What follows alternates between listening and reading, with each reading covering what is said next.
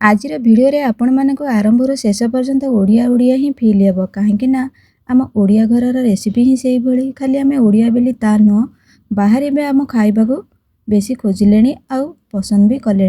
तेबे चलतु आजिर रेसिपी रे आम भात डालमा ता सहित शाग भजा आम मिशामिशी शाग भाजुचे ता सहित परिबा पकईकी प्रथम आम शाग भाजिबा तापर डालमा।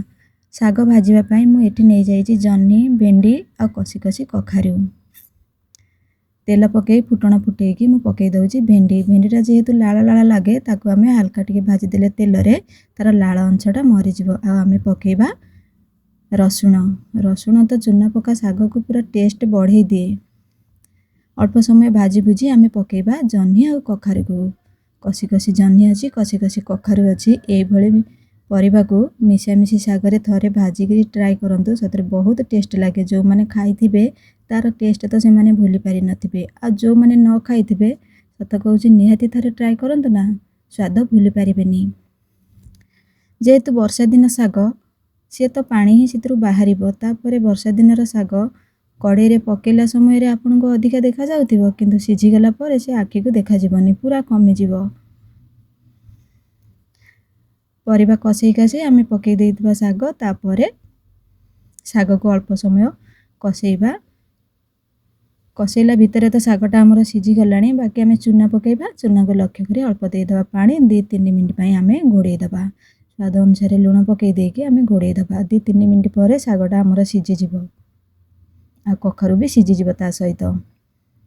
बेसी सिझेइबानी नले शागर टेस्ट पूरा खराब हो जिवो। एई समय रे आमे पकई दबा चूना।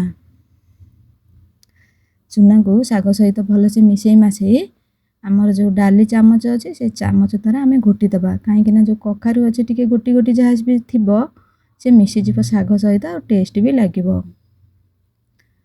शागटा भितर रेडी करने भितर आमर डालमा पाई परिबा भी मु कटाकटी कर सारानी। रेडी हो गला आमर शाग। तेबे चलतु बसैबा डालमा। परिबा कटाकटी हो जाइए अदा रसुण कंचा लंका पियाज ताकू मु दरदरा कर छेची देइछि। कढ़ई रे तेल देइकरी गोटे तेजपत्र दउछि आ फुटण भी फुटई दउछि। 5 फुटण सांगे सांगे पकई दउछि। छेचा मसला ताकू टिके भाजी भुजी आमे पकई देबा परिबा। परिबा को भल से कसेइबे। परिबार जो एक्स्ट्रा पानी से पानी मरिबा पर्यंत आमे ताकू भल से कसेइबा। आ मु रखिथिली चना बुट ताकू पकई देबा। एटी मु मसला रे बेसी किछि नाइ मु खाली परिबा को लक्ष्य करी जीरा गुंड धनिया गुंड हळदी गुंड गरम मसला और अल्प कसुरी मेथी ताकू भी परिवार भल से आमे कसेइबा आ दे देबा गोटे टमाटो। मु जेबे जेबे शाग भजार रेसिपी आपण मानकु देइछि आपण मानकर बहुत सारा भल पाइबा भी मते मिलिछि। आ मझिरे थरे डालमार रेसिपी देइछि आपण मानकु भी बहुत सारा भल पाइबा भी मते मिलिथिला। रेसिपी रे बेसी किछि नाही केवल एथरे मोर अछि भल पाइबा आ आपण मानकर सहयोग।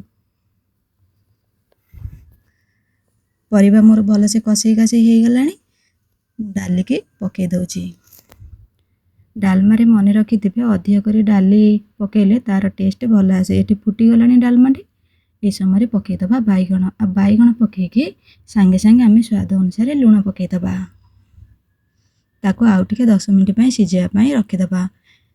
देखंतु 10 मिनिट हो गलानी डालमाटे बे आ भितरे हमर भल से सिझी गलानी। आ देखिकी आपण माने जानिथिबे डालमार टेस्टटा को भली। लास्ट रे पकई दबा धनिया पत्रा और भजा जीरा लंका गुंड गोटे चमच गुआ घी दबा अपेक्षा डालमार टेस्ट तो भल आसीबो आसीबो आ बास्ना भी बहुत बढ़िया आसीबो।